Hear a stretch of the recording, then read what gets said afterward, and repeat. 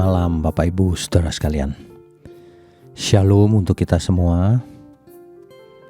Saudara, ada sifat manusia yang membuat manusia itu sengsara sendiri, yaitu ia tidak pernah puas seberapapun yang ia miliki. Pengkhotbah pasal 5 ayat 9. Orang yang mencintai uang tidak akan puas dengan uang. Gak mungkin puas, saudara. Saudara lihat orang yang kaya, masih merasa tidak kaya. Masih ingin lebih terus. Sebabnya apa ya? Sebab hati manusia itu memang mudah haus sih.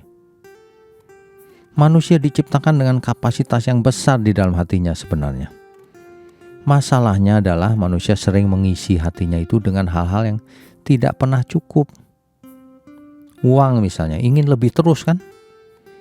Pujian, ingin dipuji terus. Jabatan, ingin naik terus. Kenikmatan apapun itu ingin diulang terus. Nah, itu manusia seperti itu. Pengkhotbah 1 ayat 8. Mata manusia tidak akan puas melihat.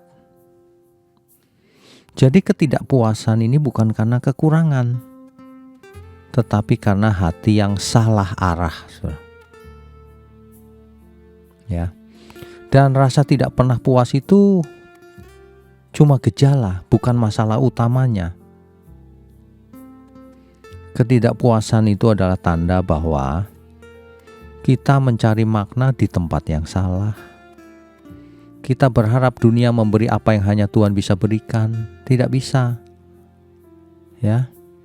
Makanya Tuhan Yesus berkata dalam Yohanes 4 ayat 13, barang siapa minum air ini ia akan haus lagi, gak akan pernah puas. Dunia ini hanya memuaskan sementara. Hanya Tuhanlah yang bisa memuaskan selama-lamanya. Jadi orang yang tidak pernah puas ini akhirnya akan selalu membandingkan dirinya dengan yang lain. Hidup dalam kecemasan, merasa kurang terus meski berkelimpahan, kehilangan sukacita. Rasul Paulus berkata dalam Filipi 4 ayat 11, aku telah belajar mencukupkan diri dalam segala keadaan. Harusnya kita jawab begitu. Ya. Kepuasan adalah sesuatu yang dipelajari, bukan diwarisi. Jangan pakai alasan. Kita harus puas dengan apa yang kita miliki hari ini, bersyukur. Bukan berarti lalu pasif ya, tidak. Tapi tidak mengejar tanpa batas. Sebab ketidakpuasan ini membutakan rasa syukur. Saat hati kita merasa kurang, pasti berkat-berkat tidak dirasa, mujizat dianggap biasa, kasih Tuhan dianggap remeh. Makanya mengucap syukurlah dalam segala hal.